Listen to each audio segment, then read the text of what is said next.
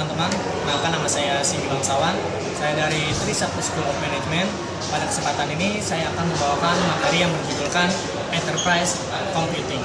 Jadi teman-teman sudah pada tahu belum apa yang dimaksud dengan Enterprise Computing itu?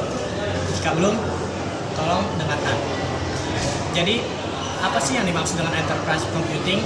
Enterprise Computing adalah segala bentuk penggunaan komputer dalam jaringan atau sederetan jaringan yang berhubungan, meliputi operating system, protokol, dan topologi. Adapun tipe-tipe dari enterprises, yaitu yang pertama ada retail enterprises, yang kedua ada manufacture, terus yang ketiga ada service, yang keempat ada grosiran, yang kelima ada pendidikan, yang keenam ada pemerintah, dan yang ketujuh ada edukasi. Oh, baik. Lalu selanjutnya ada level dari penggunaan dalam enterprise. Yang pertama itu ada executive manager atau contohnya itu seperti CEO. Lalu yang kedua middle management, contohnya seperti human resource manager. Dan yang ketiga operational management, contohnya itu seperti office manager. Dan yang terakhir ada non management employees atau contohnya itu seperti secretary. Lalu selanjutnya, bagaimana sih caranya seorang manajer itu mendapatkan informasi? Manajer itu mendapatkan informasi dengan cara yang pertama, dia dapat membuat planning. Terus yang kedua, bisa melalui organizing. Terus yang ketiga, dia juga harus bisa menjadi leading. Lalu yang keempat, dia dapat mengontrol jalannya dari organisasi tersebut. Lalu selanjutnya adalah sistem informasi dalam enterprise. Baik. Lalu selanjutnya sistem informasi dalam enterprise. Apa sih yang dimaksud dengan sistem informasi dalam enterprise itu kan?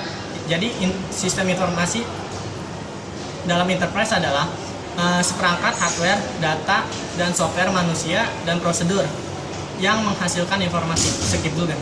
Action. Lalu selanjutnya ada sistem informasi dalam enterprise. Lalu selanjutnya ada pengertian dari sistem informasi. Sistem informasi adalah seperangkat hardware, data, dan software manusia dan prosedur yang menghasilkan informasi. Lalu selanjutnya sistem informasi berdasarkan fungsinya.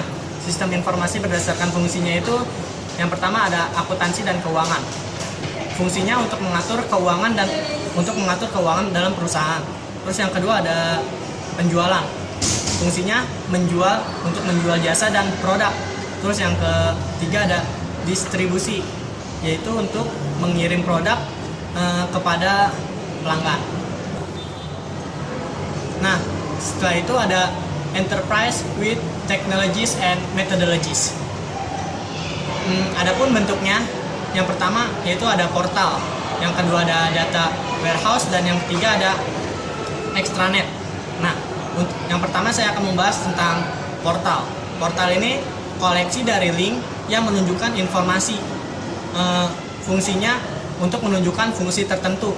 Nah, sedangkan data warehouse itu dia database yang mengatur data untuk dianalisis. Sedangkan extranet merupakan sebagian jaringan perusahaan yang mengizinkan pelanggan dan pemasok mengakses data di dalam perusahaan. Lalu yang terakhir ada virtualization and cloud computing. Jadi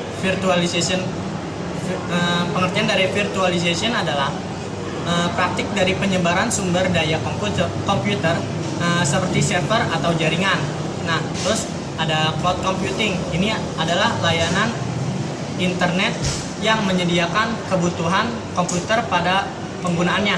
Nah, terus yang ketiga ada grid computing. Grid computing ini adalah kombinasi beberapa server dalam jaringan sebagai satu komputer yang berbeda server. Nah, mungkin cukup sekian yang dapat saya bawakan pada materi kali ini. Kurang lebihnya saya mohon maaf. Selamat berjumpa kembali di episode yang akan datang. Bye.